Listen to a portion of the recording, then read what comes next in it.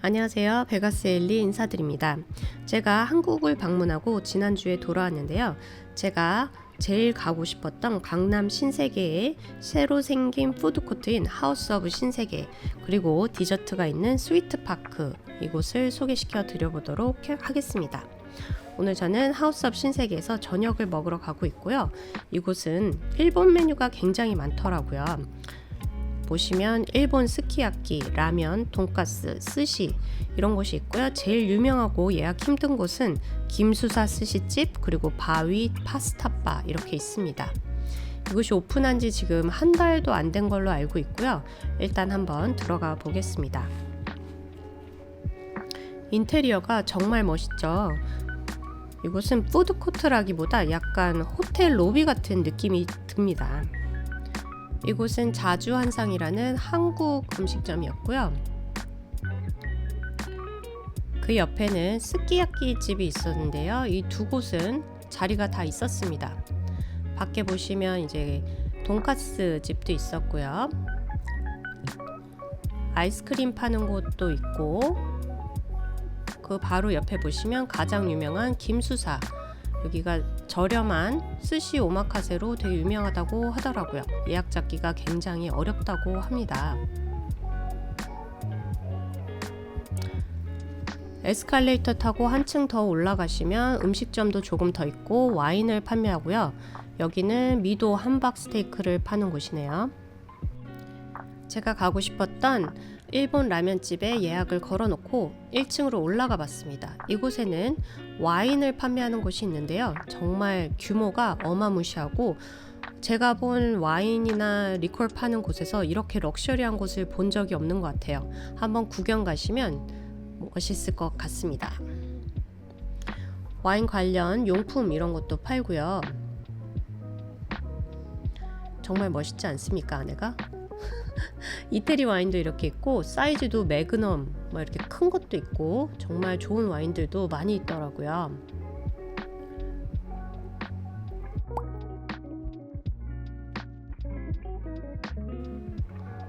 샴페인 파는 섹션도 있었고요. 이제 와인, 샴페인 뭐 이런 것뿐만 아니라 다른 주류도 많이 팔고 있었습니다. 이곳에는 히비키 이런 거, 위스키 섹션도 있었고요. 와, 정말 멋있지 않습니까? 제가 아직 안 마셔본 저 키라는 한국 위스키가 있더라고요. 저것도 한번 사와봤는데 나중에 한번 마셔보려고요. 중국 술도 이쪽에 마오타이 뭐 이런 거 팔고, 위스키 스피릿도 있고 뭐 여러 가지 번쩍번쩍하게 해놨습니다. 여기 맥켈란 파는 곳이었고요. 중간에 이렇게 잔술로도 팔기는 하는 것 같더라고요. 그래서 한번 구경 가시면 좋으실 것 같아요. 이곳이 최소 6개월 전에는 예약해야 가능하다는 바위 파스타 생면집입니다. 자, 이제 다시 내려가서 저희 라면집 라면을 먹으러 내려가 보겠습니다.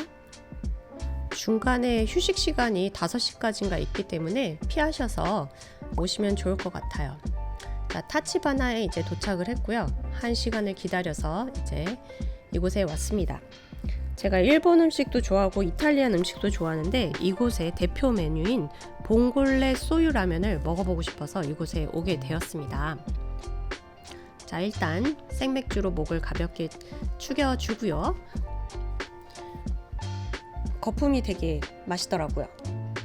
오뎅도 시켰는데 사실 오뎅은 좀 너무 푹 절여져 가지고 흐물흐물 하더라고요. 근데 본인들도 아셨는지 가격을 빼주셨습니다, 나중에. 그래서 오뎅은 맛이 없었고요. 근데 이게 마제소바랑 봉골레 둘 다 너무 맛있었습니다. 앞접시 너무 귀엽죠? 이 마제소바는 마늘종이 들어가 있고요. 감칠맛이 아주 대단합니다. 약간 도톰한 우동면 같은 거였고요. 봉골레 쏘유라면은 좀 느끼해 보이는데 느끼하지 않았고요. 저 바지락 굉장히 탱글하고 차슈도 정말 맛있고 1시간 기다릴만 했습니다. 제가 잘 안 기다리는데 이곳의 라면은 정말 맛있었어요. 식사를 마치고 나오니 제가 가고 싶었던 디저트 가게들이 다 문을 닫았더라고요. 이곳도 생긴 지 별로 안 됐는데 오픈런을 해야 먹을 수 있는 가게들이 몇 군데 있다고 합니다. 다시 시도해 보겠습니다. 네, 오늘은 평일 5시 경이고요. 스위트파크를 다시 시도하러 왔습니다. 초입에 포츄넘 메이슨 영국 찻집이 있더라고요. 그래서 한번 싹 들어와 봤습니다. 해외에서 웬만큼 좋은 것들은 이제 백화점에 가면 이렇게 다 입점이 되어 있는 것 같아요. 한국이 정말 제일 좋습니다. 일단 이곳에서 제일 가고 싶었던 웨이팅이 제일 극강 심하다는 가리게이트 저쪽에 웨이팅을 걸어놓고 한번 쓱 돌아다니고 있는데요. 노티드 이곳은 2년 전까지만 해도 정말 대기가 엄청나는데 이제는 아무도 안 사는 것 같아요. 이곳에도 그래도 맛있어 보이는 크림빵들이 이렇게 있습니다.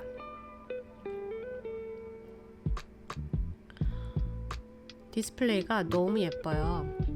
이것도 슈크림 빵이라고 해야 되나요? 디스플레이가 너무 예쁘게 되어 있어요. 일단 너무 많은 가게들이 입점되어 있기 때문에 한번 쓱 보겠습니다. 여기는 휘낭시에 가게인 것 같고요.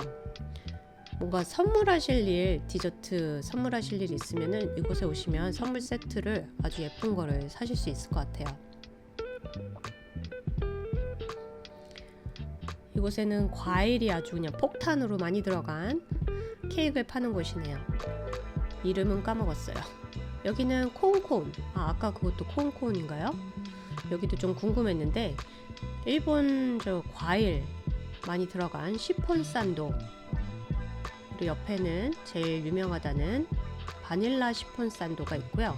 생긴 것도 너무 예쁘고 저것도 맛있다고 들었습니다. 근데 저녁을 많이 먹은 상태라서 이것도 살짝 패스하고 또 다른 곳도 가보겠습니다. 마카롱도 있고 새로 입점된 파이브가이즈도 있고요. 옆에는 이제 드실 수 있는 공간이 있는데 좀 공간이 적다고 하더라고요. 이곳에는 한정선 과일 찹쌀떡 유명한 곳이죠. 선물하시기 굉장히 좋을 것 같아요. 근데 안에 과일이 들어있어서 좀 상온 보관하기는 힘들 것 같더라고요. 어떻게 드시는지 잘 모르겠어요. 근데 찹쌀떡 안에 딸기라니 정말 맛있을 것 같습니다. 한 알에 한 6,000원 정도 하는 것 같아요. 이것도 케이크집이고요. 샤인머스켓도 정말 맛있어 보이네요. 여기는 골맷 캐러멜이래요. 정말 별게 다 있네요. 그리고 답례품 선물 세트로 정말 예쁜 이런 것도 있고요. 이곳이 제일 유명한 배똥이라는 소금빵 집입니다. 저렇게 가방같이 생긴 소금빵인데요. 여기 줄이 너무 길고 계속 품절이라고 되어 있더라고요. 그래서 못 사 먹어봤습니다. 정말 맛있다고 합니다. 저기도. 여기도 유명한 초콜릿 가게래요. 정말 난다긴다 하는 디저트 집들은 여기 다 들어와 있는 것 같아요. 한번 쓱 구경하시러 오시는 것도 재밌을 것 같습니다. 자, 이제 제가 가보고 싶었던 가리게이트로 다시 돌아왔습니다. 이곳은 일본 디저트 집이고요. 얇은 파이 안쪽에 저렇게 원하시는 토핑을 넣어서 바로 만들어주는 곳입니다. 저희는 제일 유명한 나폴레옹이라고 하는 왼쪽에 있는 커스터드랑 딸기가 올라간 거랑, 그리고 오른쪽에 있는 몽블랑, 이런 밤 크림이라고 하나요? 그런 거에 라즈베리 약간 잼 같은 게 들어간 반씩 시킬 수 있는 거가 있었어요. 그래서 18,000원인가? 가격은 좀 사악한데 이 디저트를 좀 먹어보고 싶어서 시켜봤습니다. 매장 앞쪽에 앉을 수 있는 좌석이 몇 군데 있는데 운 좋게 좌석이 있었습니다. 제일 유명한 메뉴인 나폴레옹과 몽블랑 반반 한 것이 이제 나왔습니다. 굉장히 달아 보이는데 실제로는 그렇게 많이 달지 않았어요. 그게 너무 좋았고요. 이거는 좀 약간 생강날 맛이랄까요? 굉장히 맛있더라고요. 아몬드 파이 이렇게 2겹에 위에는 크렘블레가 돼 있고 안에는 맛있는 크림 그리고 과일이 들어있는 그런 디저트입니다. 지금 보니까 또 먹고 싶네요.